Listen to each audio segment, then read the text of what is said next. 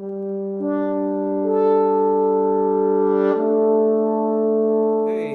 welcome everybody. Blacker Tees with you again. Starla is not available right now, so I want to stream and just kind of get this video out. A lot of stuff on my heart, a lot of stuff to say here. This program, again, we're talking to us as well as for us. And we just finished the Super Bowl weekend, and I had an opportunity to go over to Tampa and hang out with a good friend of mine who's been like a brother to me for probably the last 15, 16 years. We're very close, so we treat each other like we're close. So sometimes we're not that good to each other, but we know at the end of the day we love each other. We're not going nowhere, and it's great to be with a friend that you can be yourself, and if they're being an a-hole, you can say, hey man, you being an a-hole, and there's no love lost, and we can rib each other and stuff like that. So we had a good time, and of course we had a bunch of parties that we went to, and it felt good. It felt good. But again, you just see the you see where our missteps of as black people where there are, and we have a bunch of missteps. We have a bunch of habits, and mostly it will be referred to, and I heard this person speak about this antisocial behavior, and what I've just discovered, and I just want to make sure everything is fine here. I just discovered a philosopher and economist. I'm sorry, economist named Thomas Sowell. And back when I was in my other public life, I wanted to find reading writings like this because I felt that there was something we all of the problems of Black America isn't just because we are descendants of slaves. The problems that we have in Black America doesn't have isn't the sole reason because we're minorities, or the sole reason because white folks. Because there's other minorities. There's other Spanish, and I'm going to talk about the Spanish people. There isn't a Spanish equivalent of a Beyonce in the United States. There may be people that make more money than her, maybe more popular outside of in Latin America, but I'm talking about Beyonce is a black woman, affectionately called the Queen, not just from black folks, but from everyone. And so why? So we can't always make we can't just make these excuses just because we're black. Everybody's against us. So, oh man, I'm just gonna pick up my phone because I want to remember. There were some videos that I took, and actually we went to. All right, let me try to stay on point here, stay on task. We went to 4 parties. Okay, the first party was where it was a party. It was a what they call grown and sexy. So people were an older crowd, 25 and older, 30 and older, and from the time we got out of our car, no, from the time we started pulling in, it was the closest to kind of like the feeling of Wakanda that you can. It was the closest that you can get to it, other than being in Atlanta. Black folks were happy to see other black folks. Black folks were cordial, were nice. My friend, he loves the ladies, and when he spoke to the ladies spoke back, even if they wasn't interested in him. And that right there, that's called social behavior. And we got in line, and there were some men with their women, and around our age, and they had kind of like it's it's not a mean mug. It's more of a just a apprehensive look, trying to figure out. And once you say something, you can just feel you can. It's almost you saw him this face lightening, and he starts smiling, and they didn't want to talk, and they want to crack jokes back or respond to a joke that somebody else made. You knew you were in a good environment, and I knew from that moment on we were gonna have some. We were gonna have a good time. And I'm telling you, and it's so important. And I'm talking about being in an area that's mostly black, like in a party or get together that's mostly black. That we learn social behavior not once we get older. We're too old to fight. We got hard shoes on, so we can't do anything. We got a little bit of arthritis. We get tired easily. We don't have that much spunk and vigor to be. Why can't we do this at 18, 19, 20 years old, 25 years old, where we don't have to look at another black man as competition, and we have to show him how much stronger and how much more bravado that we had, that we can whoop his behind, and or he can whoop us. I got more girls. My Johnson is bigger than yours. Why do we have to do that?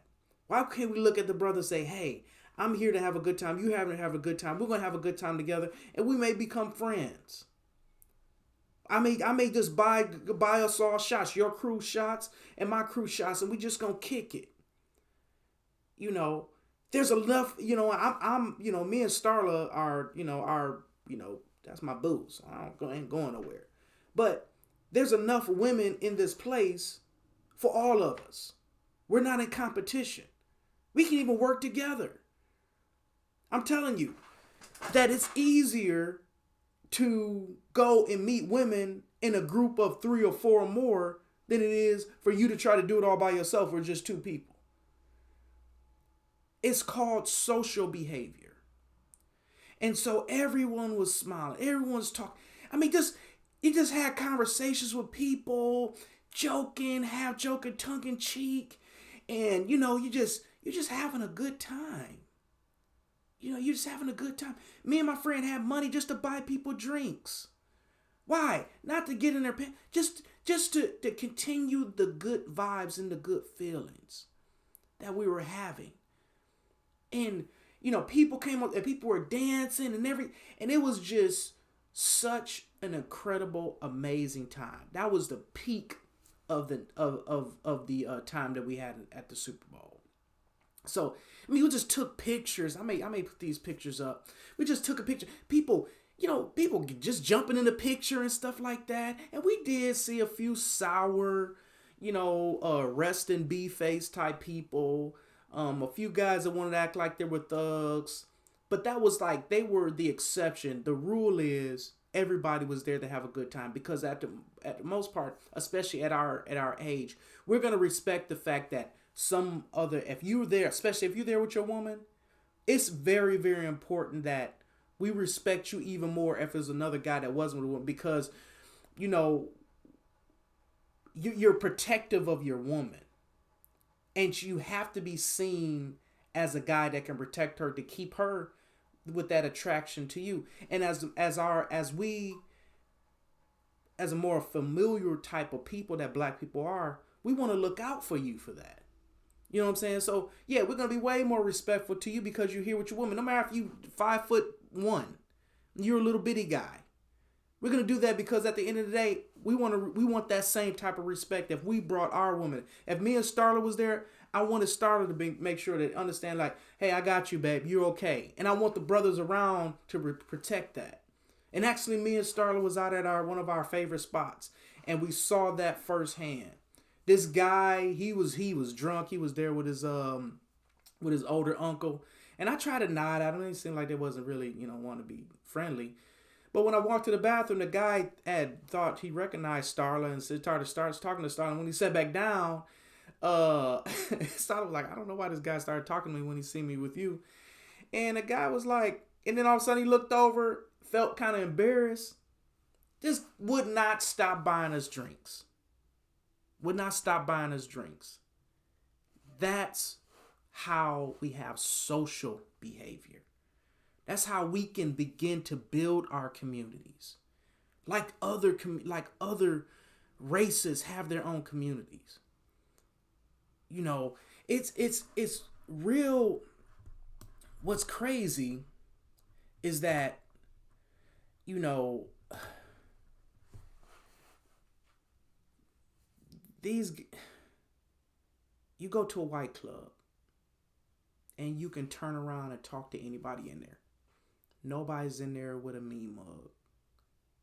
If you end up talking, sometimes I don't want to, like if I'm in a place like that, I don't want to talk to them because they end up buying you so many drinks to get you drunk, get you throw up drunk. Because they have social behavior. That's why they can have so many bars and so few incidences. That's why they can have so many concerts and so few shootings and this and that. How many times have you, black person, been to a club or been to a concert or something, and all of a sudden, all of these women and everybody are running because somebody didn't let off some gunshots or a fight broke out? How many times you grown? I've been to so many of those type of venues that that normally I refuse to go to, and I'm going to talk about the other, the time that what I dealt with this weekend. And so again, that place was great. It was SOL something. It was a great spot. Then the next morning, oh man, it was such an that first night was amazing. So we went to another club, and I had bought some passes to this club. So we went in there, we had a good old time, and me, a little bit, having a good time and kind of tired. And I came out. I had parked my SUV, which has a ground clearance is about that much, on the grass.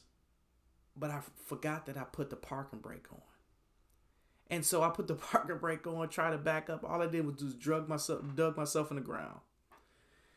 And this guy comes over, not the typical brother that you would see, not the typical OG, but he came over looking like OG. He opened his mouth, and of course he had diamonds glistening all in his top row. Not gold.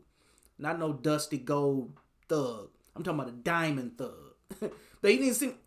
I'm not going to call him a thug. I call him an OG, triple OG. I would have... if he wasn't a rapper or producer, then he was more akin to a Frank Lucas. If you don't know who Frank Lucas is, look him up. I'm talking about somebody who on top of the game. He comes over and is offering to push me out the mud. And I asked, and he told me, he's like, yeah, man, here, I got brought my cars, all my cars out here. And he had right there, Rolls Royce Phantom, Bentley, Mercedes G-Wagon. And I think there was another car, I didn't notice that. I just named off $750,000 worth of vehicles right there. And he was willing to help me, and he called his other lieutenants over to help me. And normally when I see these type of men, I will go the other way. But they showed social behavior. And it was so funny that while I'm still stuck and I called the tow truck is on his way. I don't know why he gets in his G-Wagon and drives into the ditch, and now he's stuck. And he thought it was a big joke. He thought it was just so funny. And his lieutenants thought it was so funny because, hey, he the biggest boss, so he could do that. It's his car. I called up to him, I said, man, I was like, you saw me? I said, you saw me go to the ditch? You go drive in the ditch? You started laughing. I said, I got the tow truck coming. I said, as soon as the tow truck gets here and he just pulls me out, he gonna, have me pull you out. I don't know how much it's gonna cost. So, I get the tow truck. I had to pay for my tow, and I paid for half of his. Now he has $750,000 worth of cars on it. He probably with the money, I don't know whatever money he had in his bottom of his shoe, he could have paid for me and him to get out. But I paid for that. Why? Because it was social behavior. And they were so appreciative. I said, I'm thinking like, dude, you've already sold that to me. And if I can help you, you're going to help me. And I will go and hang with you all day long with y'all, whatever like that, protect y'all. Hey, whatever, because that's how we're supposed to be. And that was the beginning of the end of the social behavior. And then the next day, was nothing but antisocial behavior. Black Ortiz will be back with you to tell you about day 2, the antisocial behavior around black folks.